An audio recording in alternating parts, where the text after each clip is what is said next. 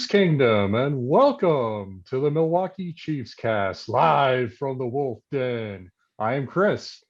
And I'm Josh, and today we are talking free agency and good old home cooking old-fashioned meals. And a big reminder to all Southeast Wisconsin residents, you are invited to join us for game day. Visit us at mkechiefsfans.com for more about the group. And please make sure to, I want to start over. You really messed that up. I think you should keep going, barrel through it. No. I mean, this is our 100th episode here. 100 subscribers special, and this is what you give them. Right. So remember the South Park 100 episode? It was I'm a little bit country, I'm a little rock and roll. And at the very end, they're just like, for the war, against the war. Who cares? We got 100 episodes. All right, so starting over again. 5, 4. Hello, Chiefs Kingdom, and welcome to the Milwaukee Chiefs cast live from the Wolf Den. I am Chris. And I'm Josh, and tonight we are talking free agency and good old-fashioned home cooking. Big reminder that all Southeast Wisconsin residents are invited to join us for game day. Visit mkechiefsfans.com for more about the group. And also, please make sure to like, share, and subscribe to our channel, which we now have 100 subscribers.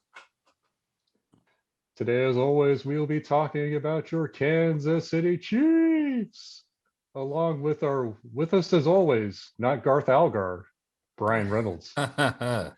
He's Pleasure more to be here. Andy Richter than Garth Algar. That's right. All right. We are, of course, presented by Complete Weddings and Events, your leading provider of photo, video, DJ, photo booth, lighting, and coordination services. Visit them at completewedo.com. So 100 subscribers, guys. Wow. Yeah, I was checking it out. Total about 10,000 unique viewers have watched us or around that area. My favorite is the other video with almost 200,000 people watching us. Oh, now that feels nice. That's something special right there. Yeah, exactly. It's 100 subscribers. Welcome to everyone, and hopefully keep that growing. It's growing at a nice pace and doing a good job. So thank you for watching. Yeah, thanks everybody. We're gonna keep the inner team fan smack talk type of vibe going. So a lot of good things planned with that, and I think that's gonna help us out a little bit. I think not just going, we're gonna pump some adrenaline into that the next 12 months. I think so. Yeah, absolutely. Stay tuned. Absolutely. Stay tuned for that. All right. So tonight we're going to talk about free agency. That's one of the things that's really about the only thing to talk about with the NFL right now. I think the free agent list is kind of out there, and I think most of the major changes have happened in terms of free agents. There's a couple of things like Von Miller situations that can not work themselves out in Denver. I don't think any of us are expecting that, but we're going to kind of go on from the concept that we threw together earlier this week. The three of us were trading texts and we started talking about JJ Watt, and what was the context that we put behind it? I think Bryan, you started this. So how did this go? Well, I remember thinking that last season, and I'm glad you cross-checked this with didn't we have like 15 or 20 bucks left of like cap space? And I was like, wow, that is $15. Now, back in the day, when I was more broke than I am now, we're talking college level broke. We're talking like, okay, I have, digging into like the cup holder of your car, getting quarters and going to McDonald's and like throwing in like, okay, I need like 3 cheeseburgers, please, because I'm hungry. Like that's basically what needs to happen if we want to acquire JJ Watt. And of course, he's not going to take $4 in quarters. However, if you deliver some cheeseburgers, that might change the title a little bit. So that is what initiated this whole conversation of how do we get him to come over here. And Josh, I think you made a great pitch. Quite frankly, I think it was really good. Yeah, unfortunately, it didn't work out. That whole thing materialized itself. I want to say in about 30 minutes from first text to when the recording was done. So yeah, it went from like I'm watching TV. It went from like text to I sent a video over like an hour later. I'm like, oh, I gotta edit something real fast. So if you want to look behind the curtain and see how we actually operate, that's it. We're flying by the seat of our pants and everything. So that obviously didn't work out. Chris, what happened with JJ Watt, and what do you think went wrong in this situation? Well, he went and joined his teammate DeAndre Hopkins with the Cardinals. So that's a double whammy now for the Texans, I guess. Two of their most important players they've had in the last 5 years. Um, the thing with JJ Watt's availability right now, when he's on the field, he's still a force. He's not what he was, back in the early teens, but still, I think you put him on the opposite side, I think, of Chandler Jones. I think those two, basically getting home on the quarterback, I think that, again, as long as he's out there and healthy, I think it's going to help the Cardinals. Question. I have a question. Yeah. So there's a big debate going on Facebook and or social media that they're talking about like JJ Watt wants to win a ring or wants to win versus the paycheck, and he goes to the Cardinals. I'm like, does the Cardinals have any chance at all of making that kind of noise next season? Is that like, or it's just more of a no? It's a paycheck situation. See, I'm gonna yank from Colin Cowherd. I watch him. I like Colin Cowherd. On the day after that happened, Colin Cowherd laid this whole thing out, and I think he did a really good job with the points that he made. The way that he laid everything out is that even with JJ Watt, and I mean, obviously he could be a game culture changer, but even with JJ Watt, you could make a pretty strong case that the Cardinals are still the fourth best team in their division. And this is assuming that Russell Wilson doesn't go anywhere, and that's a pretty big assumption at this point. But they're still the fourth best team, and he just goes, so why would he do that? And he painted this whole picture that JJ Watt's wife is a professional athlete as well. And so you could look at, Buffalo, which is a player away from competing for a Super Bowl. Colin Cowherd's words, not necessarily mine. And you do that situation, and you're saying, honey, we're moving to Buffalo. You got to buy a second house somewhere else, which is probably going to be a place like Arizona.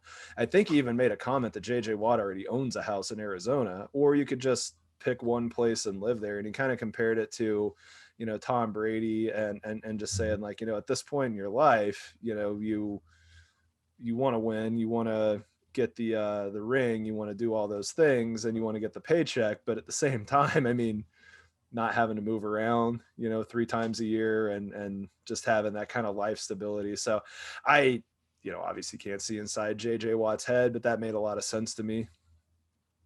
Yeah, it makes sense to me too. Like, I mean, at the end of the day, I'm like, obviously I don't know what is motivating him. But I mean, one might think that if it is to win the big one, win a ring, well, that's not exactly the best decision at this point. It must have been a lot of other things going on. So that was my takeaway. I'm like, because you see like the conversations where like Green Bay odds, and you're looking at Buffalo odds, and you're looking at all these things at the odds of him going there, and then the Cardinals. I'm like, that was not even part of the discussion based on NFL Twitter. Like they're like, they were thinking it was like Green Bay or Buffalo. And like, I don't think Arizona is even a part of the conversation. And then out of nowhere, I'm like, back on the odds. Yeah. I'll tell you what I really loved was how he put the picture of himself doing squats out with a shirt on. It just said "Source Me," and how he just released it. I think JJ Watt does a great job of kind of keeping stuff to the vest, and it's I always kind of like watching athletes that just kind of do their thing and don't really necessarily feel like they owe anybody anything, and that's kind of the JJ Watt thing. And it seems like he and DeAndre Hopkins kind of stayed close, and I don't know, that division could get interesting. We should have cut to like a plate, like a me holding a tray of McRibs, going, "Ah, yeah, okay." So we'll edit that in. But no, I would say that I tend to kind of side with what Colin Cowherd's saying. They're still the fourth best team, but if we're sitting here, in December and we're talking about the Cardinals having a chance to win that division, I can't tell you that I would be just completely and utterly shocked. Because what that would mean is, yeah, it depends a lot on Kyler Murray. Exactly. The guy still has a ceiling, and I don't think he's hit it.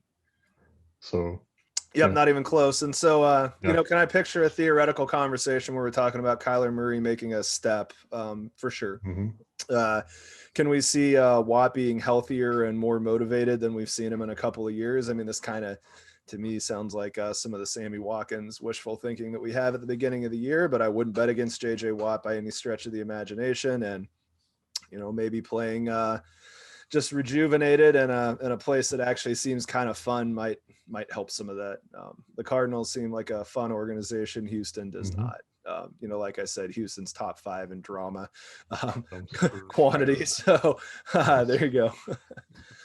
All right, so let's jump into the meal that we're going to talk about. So we're gonna take an angle here that free agency is kind of setting the table for a dinner. So we're going to have a main entree. We're obviously 3 guys with Kansas and Wisconsin roots. So we're obviously talking about steak. Let's just be clear about that. And with a steak, you obviously have to have a potato to go with it. I don't really know what else you would do. And then you're going to have a couple of veggies because well-prepared veggies go well. Obviously, you have to have a dinner roll to sop everything up at the end. And then we're going to have a drink to go with it. And then, of course, the question you always get before you leave a restaurant is, did you leave room for dessert? So when we're going through these, just to run through it again, steak, that's the entree you have to have it. The meal's not ruined if that's the only thing. So our approach is going to be, when we're talking about the steak for free agency, this will obviously be what we think the most important thing for free agency is. Potatoes are the other half of meat and potatoes. You really can't live without it. So that's number 2. And then the veggies are getting into the land of nice to have. This is where we're going to be talking about filling holes that don't necessarily have to be filled. That being said, we had a backup quarterback play a playoff game. So obviously think about stuff like that and building depth. Dinner rolls are completely, depth. They're sopping up the remaining, like these empty holes, special teams, things of that nature. The drink is what we have to take the meal to the next level with. We've got beer, wine, scotch options. So that would have been the dream big, JJ Watt, healthy in a perfect scenario space.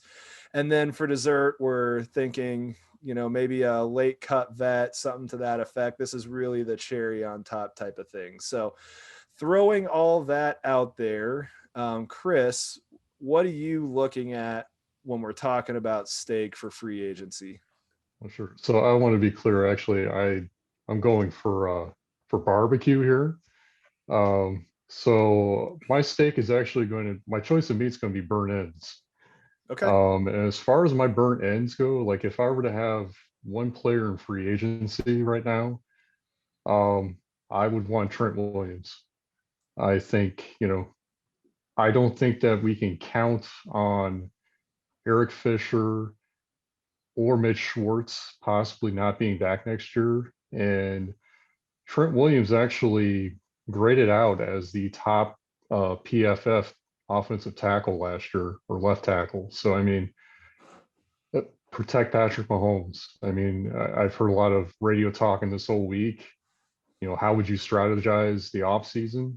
Protect Patrick Mahomes. And I think Trent Williams, a good comp on him that was made is Willie Roaf, because we got Willie Roaf around the same age that Trent Williams is right now.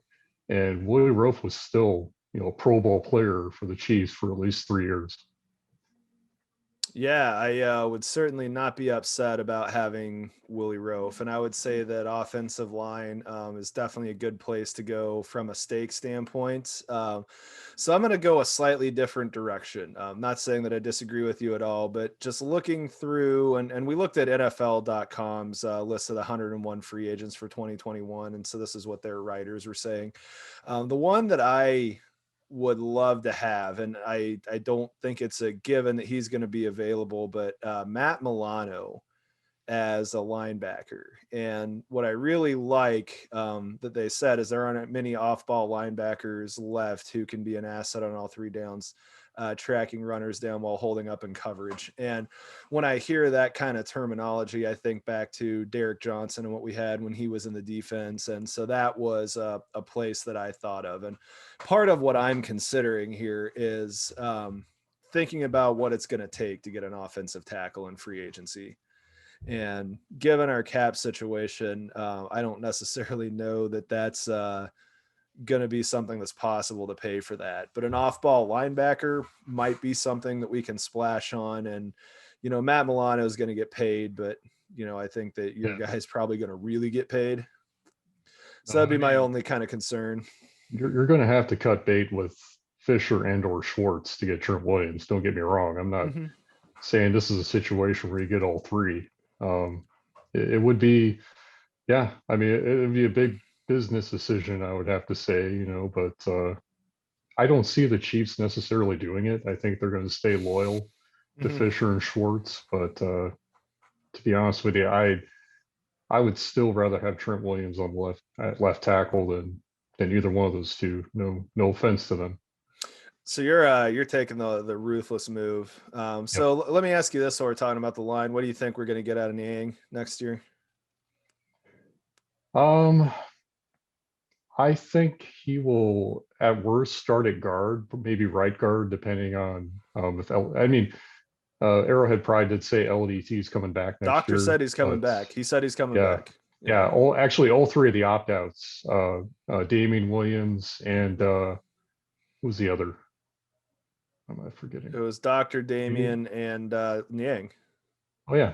Well, yeah, Luis that's Niang. it. So yeah, all three are going to be back. Yeah, I mean, I think he'll probably end up being right tackle.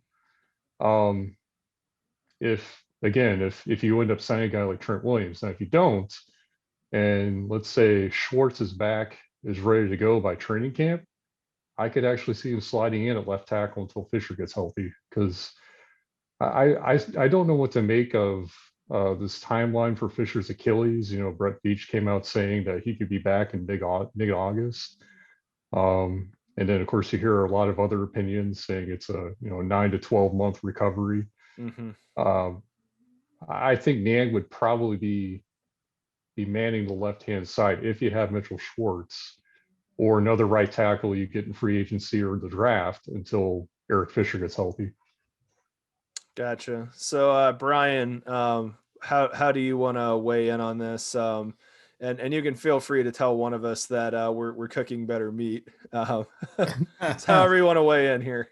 Well, I think our loyal viewers know that my knowledge of I like to refer to myself as a casual football fan, and you guys really do have a deep knowledge of all of this stuff. I'm like, when I look at this is like the first off season I've been in where I'm like, you send me let's go quarterback names and everything here, and I'm in NFL.com right now. And that's why do the people autoplay audio? So I am obviously just a lot to catch up on here. I mean, I'm looking at the free agency, and I'm looking at I'm just looking at offensive lines right now. Who is like actually free agent that is on the offensive line? I saw just a handful or less than a handful. So honestly, I mean, I have no way to I have nothing to contribute other than after this is all said and done, we might need to take some of these antacids because we're talking about a 4-course meal and all that dessert. I just made me get stomach churn because I am getting older. And for the record, we're not sponsored by Equate Antacids, but if they want to, you know how to get a hold of us. Put it in the comments. We actually or Jack Stack Barbecue or Jack Stack, yeah. Or this is not Whistle Tom's Pig 12-year whiskey, which that one I'd really invite. All right, so let's move on to the potatoes. So the potatoes are the good secondary thing that we have to have. So I'm going to go in this direction. I know the last couple of weeks when we were talking about free agency, we started talking about receivers and things of that nature. And I would say that the secondary thing for me, behind either shoring up linebacker, protecting Patrick Mahomes, is making sure that Patrick Mahomes stays flush with weapons. Let's never get into a situation like the Packers got with Aaron Rodgers. And so, I'm thinking either wide receiver or even potentially a second tight end to help take the load off of Travis Kelce. And so I'm going to actually pick out a tight end. And I know that we've got a few options at this point. So, first of all, there's a good chance Gerald Everett's not going back to the Rams. Kyle Rudolph is announcing that his time with the Vikings is over with. Mm-hmm. But the guy that I'm actually going to pick out is Jonnu Smith. That is who I'd really like to have if we were going to pick up. He's a 26-year-old, guy that, I think is a pretty good two-way player. And so he can help in the run game, but he can certainly catch balls. And Mahomes would certainly put him in a position to do that. So my potatoes are another weapon for Patrick Mahomes, Jonnu Smith. And I want to point out also NFL.com calls him a closer to a poor man's Gronk. So from NFL.com, they're closer to a poor man's Gronk or Delaney Walker. Am I saying that right? Delaney Walker, yeah. Oh, So Delaney let, Walker, let's yeah. let's be clear about what a poor man's Gronk is. That's the equivalent of saying, well, you're just barely a 1%er. So let's be clear about what that is. Yeah. That's not a bad thing to be. Chris, what do you think of for potatoes? Yeah, so my potatoes are my French fries with Jack Stack fry seasoning. I'm actually going edge. I guess I'm well with the trenches right now. And I got my top guy, I would love to have Yannick Ngakoue. Mhm. He's entering his prime, and I think that he'd be a good complement to Frank Clark and definitely help Chris Jones maybe not take on as many double teams Mhm. or more of a value pick, maybe a value pick. And the reason why I'm calling him a value pick is because I think he has about a 3-year stretch where, last year he had a big sack season, but the 2 years before that he didn't. And that's Trey Hendrickson. I'd actually think he'd be a, you know, a good candidate opposite Clark. Just again, the team likes to play coverage on the back end. And if they can not have to blitz as much to get to the quarterback, I guess the thing that really got me last year, I'm going to go on a tangent really quick. When you talk about how the Chiefs didn't close games, and what I get a lot of, the comments on that seems to go at the offense. Talking about how the offense took their foot off the gas, and Andy Reid's holding back part of his playbook. But I think the pass rush also takes a big burden in that because if your defense knows that the other team has to pass the ball every down, and they use this term pinning your ears back, and you're not getting to the quarterback, essentially you're not getting off the field. You're letting the other team go get points in a time where you have basically the opposing offense one-sided, and you should be able to take advantage of that. But I don't feel like they did a good job of that last year, and I think that was a big contributor of why they had a lot of one-score games. Yeah, gotcha.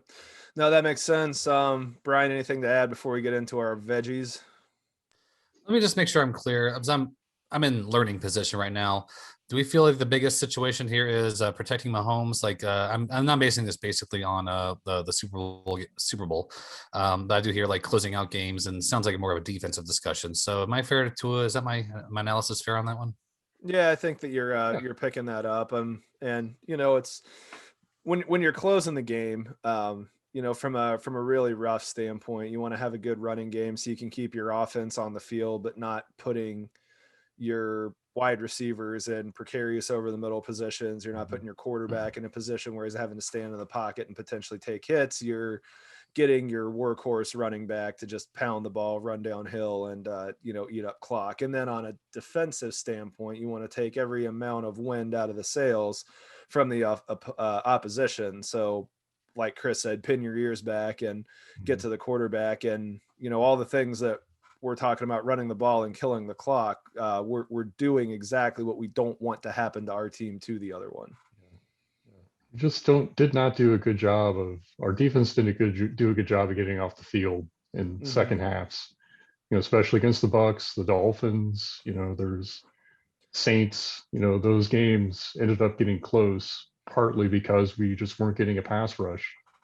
Yeah. So half of the stepping on the head of the drowning, whatever, and putting it out of its misery is just put up an unattainable amount of points. But at the same Yeah. time, if you let the offense just stay on the field and keep converting even field goals, there's just a level of belief that stays there.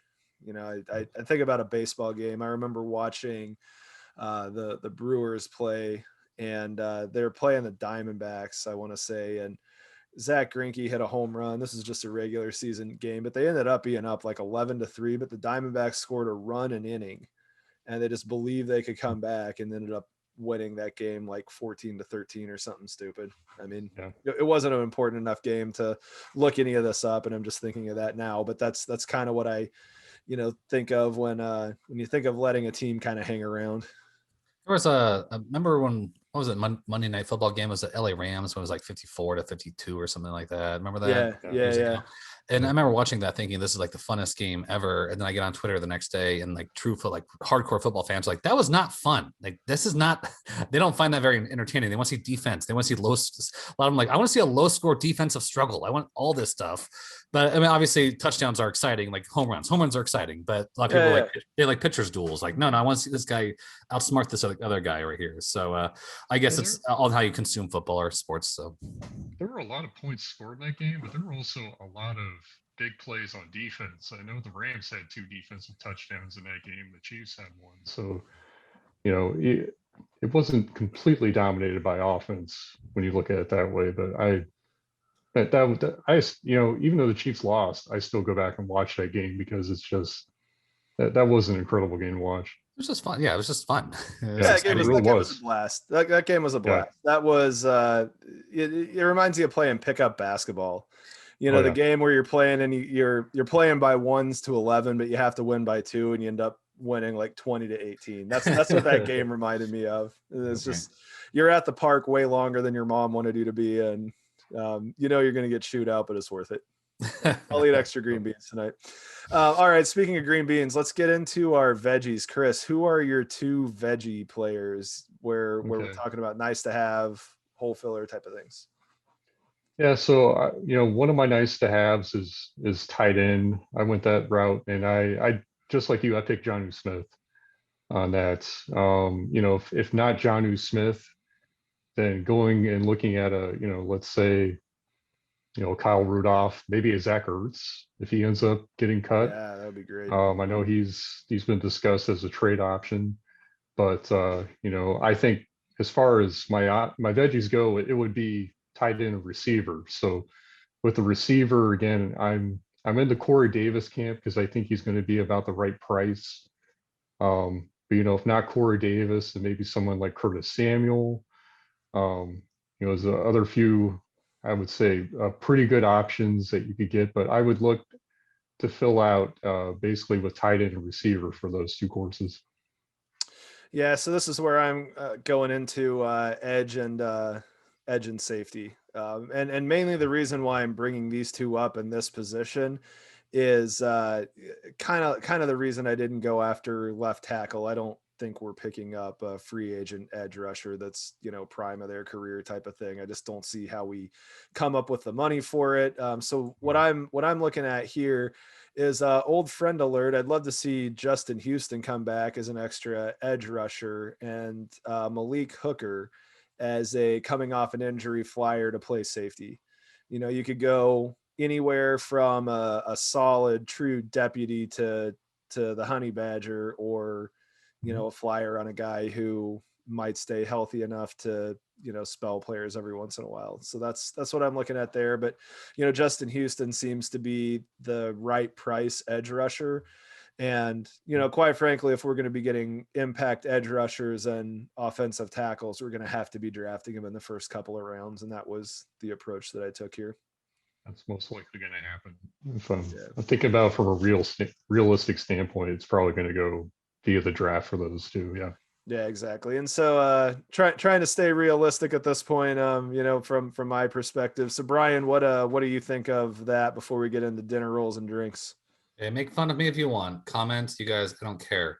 This is the first time in my 37 years of life watching football I've ever heard the term edge rusher. What the hell's an edge rusher? Yeah. It's a defensive end or an outside linebacker. Your job is to go to the quarterback. That's a terminology that's probably been floating around pretty heavily for about 5 years, I would say. I think that's always kind of been a cliche way to talk about rushers and people that try to get to the quarterback. But here in the past, I don't know, probably 4 or 5 years, I can't say that I was paying attention to notice exactly what had happened, but they've started labeling players in the draft as edge. And you're typically talking about either upright linebacker or defensive end, but it's going to be somebody who's going to come off of one side of the front 7. And the front seven's Oh, going to be okay. either 3 down linemen and 4 linebackers, or 4 down linemen and 3 linebackers. Oh, and Tecmo Super Bowl, that's Derek Thomas and the Chiefs, right? You always pick There you him. And go. he runs There you down the go. edge. There you go. Okay. There you go. Yep. So you're trying to find your Derek Thomas. That's Okay. a great way to put that. All right. Okay. Thanks for that. I that's all I have to ask for now. Thank you for that. Okay. education. So Chris, your dinner roll that's going to sop this whole thing up before we get into drinks and dessert. Yeah. So I thought about two directions here. I'm actually thinking going center on this one. I think there's a lot of pretty good bargains out there. Mhm. One guy I think is interesting is Alex Mack. I know he's 35, but I mean that guy has a great pedigree, and I mean I don't think the center position is really a position where you know, tackle. I think athleticism is very important, and quickness. With the center position, I don't know if it requires as much, but they don't.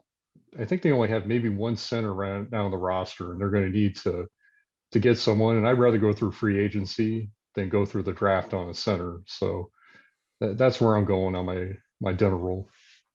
Sounds good. So this is where I decided to go back to the wide receiver place, and so T.Y. Hilton, take a flyer on him. You know, he could come in and clean up a lot. You know, I know that that's not necessarily going the Corey Davis route, which is the big receiver trying to fill the Sammy Watkins role. This would be the equivalent of throwing another, you know, speedster at the situation. So we would definitely have to upgrade at tight end. There would be a lot of Byron Pringle playing. We'd be assuming that he's kind of stepping into the big receiver role. But, you know, T.Y. Hilton kind of seemed like he was getting his stock back. And this just seems like the type of place where he might be gettable, even if it's for a 1-year deal, to just vulgar display of power of the offense again. Yeah. So yeah, Bryan, any thoughts? The fact that there's a guy who's 35 years old, who's not a quarterback, I should say, still playing this game is just insanity to me. I mean, I think about myself 2 years ago, and I'm like, I would have turned to dust. I'm 37, right? And the fact that this shows how tip-top shape everyone is. But obviously, I can't contribute from a statistical or analytical standpoint. But now I'm find myself in these free agents. I'm like command effing everyone who's in their 30s. I'm like, well, I wish I would have taken care of myself because I could have been a little bit better than I am now. But it's good. Maybe when I hit my 40s, maybe that's a nice wake up call to maybe treat my 40s better than my 30s. All right, You could be a long snapper. Yeah. There you go. There you go. I don't know. I don't think I could even be like, I don't want to do anything. I just want to watch. I'm done. I don't want to be I don't want to do anything. That's me. It was like me at work. I don't want to do anything. That's great. All right. So getting back into the drink situation. So Chris, what are you drinking, and who is that drink? Okay. Well, I'm going to have myself a Johnny Walker Black. And this is where I'm really actually going ambitious. So I am going wide receiver on this, and two guys that I don't think we have a chance in hell of signing. I got down Allen Robinson or Chris Godwin. I think if you had either one of those guys opposite Tyreek Hill, I mean, game over. His offense is just going to be unreal. But that's me really dreaming big on that one. Yeah, so I'm going to go the same way and say Allen Robinson as well, but I'm calling that Johnny Walker Blue, or, you know, Remy Louis the 16th, something to that effect. I think you're downplaying that guy, calling him Johnny Walker Black. But no, I'm definitely right there with you. I think Allen Robinson would be great. That's definitely a great dream. You know, if you're going to have the steak, have the scotch. So my grab a beer guy is actually Curtis Samuel. You know, he's going to be the beer. He would complement the offense well. I think he's a better player than he, you know, has been able to showcase to this point. I think Mahomes could help him out a ton. And the dude's 25. That's the thing that I think is really crazy about that. So, Bryan, any thoughts for you before we get into dessert? I really can't think of anything. No, I have nothing other than I like how you guys you're picking like alcohol that is really nice, and like my head just goes to like vodka and just mixing it with stuff we drank in college, like Red Bull or something. So that's just a lack of class that I have, and I just pick something I like and I stick with it. I guess I do have one question actually. I mean, from our and maybe I need some education on this as well. Our offense, obviously, our offense is what it does. Is there any big money? What's the biggest most monumental thing that's changing from this season to next season? Would you say? From an NFL landscape standpoint, I think the biggest thing that's changing is the salary cap's going down for the first time, and I can't even remember when. And it's based on just the revenue that the NFL is losing. What I think is crazy is when you talk about Major League Baseball, and of course the Players Association doesn't believe a lick of this, but I have a hard time believing there's not some level of truth to it. The MLB owners are saying that they're losing up to 60% of their revenue for some teams by not having fans in the stand. And if you think about what channel you watch baseball on, you're talking about FS1, you're talking about TBS, and things of that nature. When you talk about the NFL, you're talking about CBS and NBC and Fox and stuff like that. So the NFL is in a position, just based on the TV revenue that they get, where they're not able to, or they're able to weather not having fans better than really any other sport can, honestly. And so there's still revenue being lost by not having fans in the stands. So the salary cap's actually going down to somewhere. The basement, the lowest it'll get is 175. I think most of the projections are saying somewhere in the 180 to 185 range. But they're at one point could have been talk that, based on the projections that the NFL had, we could have been looking at 300 this year. But I mean, I guess my pushback on that, Josh, is that affects all teams equally, or does it not? Am I wrong on? No, it does. So if your question is what's changing for us? Yeah, for us.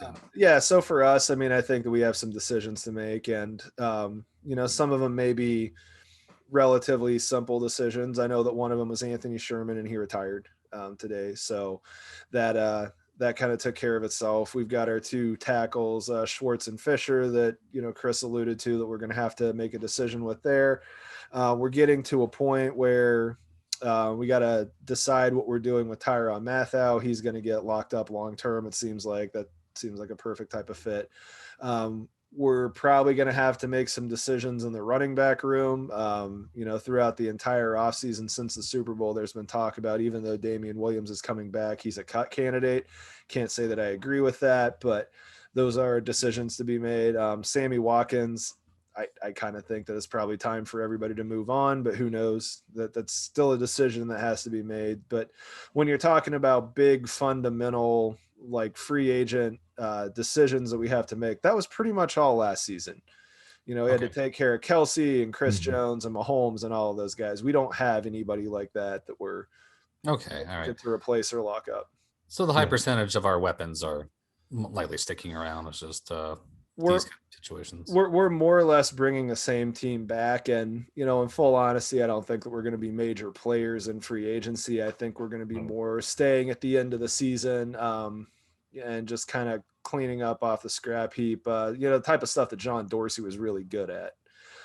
So we'll see. What that looks like. I feel like Veach has got a good talent evaluation system going and everything. I expect us to draft well again. Last year, the player that I probably was expecting the least out of was Mike Dana, and he ended up being a pretty solid rotational player by the time the season was over with. Willie Gay probably could have started playing a little earlier, but injuries are the only thing that let us or didn't let us see what we had there. L'Jarius Sneed ended up being way better than anybody I think could have ever be a Pro Bowler. Dreamed. Yeah, absolutely. And Clyde Edwards-Helaire, I don't think you would poke holes in his rookie campaign, except that we expected him to be like Brian Westbrook, and he didn't quite live up to that billing. So not a whole lot of major changes. I mean, we're basically looking at the draft and hoping that we get a good round, and so free agency is going to be purely complimentary, but we can dream here. All right, well, thanks for helping educate me. This is all an education experience for me right now, so thanks for that. All right, Professor Chris, who's your dessert? All right, so my dessert, if I'm looking at a diamond in the rough, this was a name that I read. Actually, I don't know if this was on the link that you sent. This was on CBS. Uh, this is an interesting name here. Alden Smith. Alden Smith had trouble off the field. I think he was out of football for 4 years, but he actually had a pretty decent year with the Cowboys last year. I think he had 5.5 sacks. Um, I don't know if he's going back to the Cowboys or what he would command. Maybe he'd want to come back to, to Missouri since he went to Mizzou, but that could be a value pick, kind of similar to Taco Charlton, which, Taco's going to be back with the team next year, but that'd be an interesting pickup for me. Yeah. Yeah. He went to Raytown High School, right? Aha. Alden Yes. Smith. Yeah. Okay. No, I was Yeah. thinking of So he'll be going home. Yeah. there was another Smith. Was it Justin Smith that was from Jeff City, Missouri?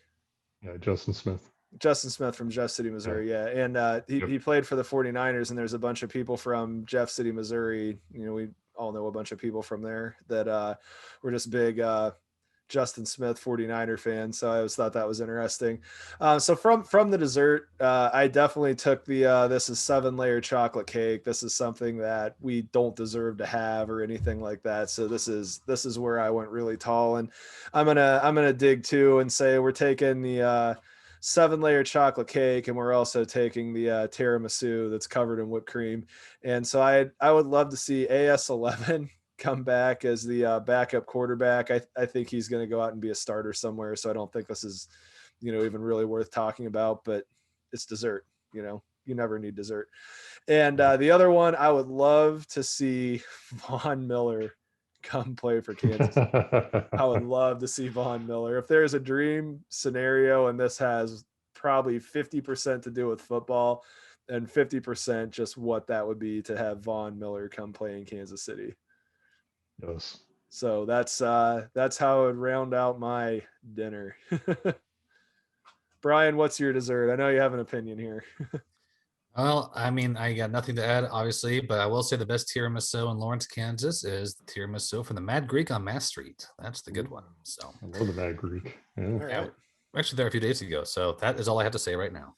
Nice. All right, rock and roll. So the last thing that we were going to do before we get out of here tonight is while we're having this, banquet meal that we're talking about, obviously there's got to be some music while you're, cooking and eating and things of that nature. So Bryan, we'll let you go first. What music are you listening to while all this is happening? Well, okay. I mean, I was not ready. I mean, I know you send out emails, and I know we have like show prep, but I am just not into show prep apparently. But I will say I was actually today, I was making breakfast today, and I think this works. I asked Alexa to play Rock the Casbah because, man, I wanted to hear that jam. And because I was thinking, because I know the song was always coming up, and I was thinking waiting is the hardest part, but no. I want to rock the Casbah. So I guess let's rock this draft. Let's just rock these free. Let's just rock it. Let's do it and rock the Casbah because, man, that song is catchy and it's in my head right now. I'm going to listen to it after we're done here. All right, Chris, what's your music? All right. Well, I know I'm picking one song here. And anytime I can fit in this band, I will. So this is Wish List by Pearl Jam. Yeah. So given the fact that I just put together a master wish list here, I don't know if I'd have that song playing on repeat. I'd probably have to round that out with some other music, but that would be my main song. All right, and that's kind of the same philosophy that I was going from. So I'm gonna go with Frank Sinatra, "The Best Is Yet to Come," and the rest of the playlist is gonna be just all the Rat Pack type of stuff that you would hear in any kind of Italian club or in a wedding cocktail hour. Dinner, cocktail. I was thinking dinner hour, like exactly, exactly. But the best is yet to come. I mean, we've made it to the AFC Championship 3 years in a row. We've made 2 Super Bowls in a row. We won one. This is just the beginning, and I really believe that. The best is yet to come. I still think that we've got the best of a lot of players, including Patrick Mahomes, in front of us. So that's where I'm at. I'm getting my big band on. So before we get out of here, what's the parting thing to say? Brian, I'll let you go first again. Is it September yet? Yeah, not quite, unfortunately. Yeah, Hook me up when September ends. Exactly, Oh. exactly. Oh. Well, I mean, I For guess the we're looking first quarter for. of the season. Okay, Yeah. one thing. Okay, well, in between there, we got to watch some baseball, and we do have March Madness coming up. So I want to say something about that. 10,000 fans are going to get to watch baseball. Maybe I'll get to be one of them this season because I would like to go watch some live sports, professional sports. So maybe I can get in on one of those. And March Madness looks like that's going to happen. Last year they took it away from us, and our Jayhawks were just so poised to really make a mad run on that and make some noise. This year, obviously, they've had some good runs. They've had the Jayhawks have had, I think, tied for with Iowa with the most wins against ranked teams. Obviously, it's not the kind of Jayhawks that we're used to watching with dominance, but they seem like they find ways to win. And obviously, the three ball's got to be doing what it does. So, I mean, I'm hoping for a fun March. I mean, the expectations are a little bit different than what I'm used to, but that's what makes March fun. So I'm looking forward to that, and I'm just glad they're not taking it away from us this year.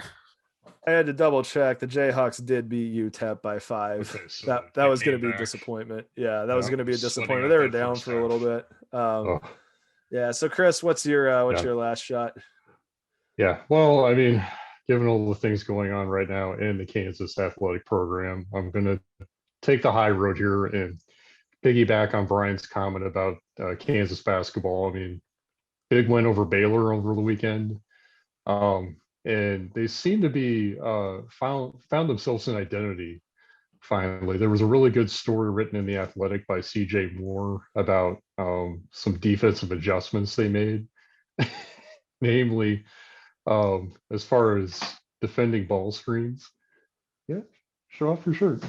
Anyway, Hello, what's going on back there? this Who is is my I that? love the emergence Yeah. through the curtains in the back. That's great. Yeah, Yeah. what is the wearing a KU shirt? No, it was a Kansas City shirt. It looked like a KU shirt for Oh, okay, a nice. second. Hello. It's from a store in Westbrook, but yeah, she walked out. But yeah, I mean, they've now, I think, placed their flag in the ground as one of the best defensive teams in the nation. Mhm. And to Brian's point, if they're hitting the three ball as well, I think this is a team that could at least make the second weekend of the tournament. And, if, things are really smiling at them, maybe they can get to the Final Four. But, if you asked me a month ago, I would have said they'd be lucky to get past the second game. But now I've got a much different impression. Yeah. All right. So I'm just going to end with one quick one. Anthony Sherman retired. Sausage, cheers to you. Great career. We're going to miss you. It was a blast watching you play and, enjoy retirement. And I hope you stay around Kansas City, be an ambassador to the team. And I don't know if you have coaching ambitions, but if you do, I think that would be cool to watch as well. But yeah, cheers to the sausage. Cheers to Chiefs Kingdom, and everybody good night. Cheers. Chiefs.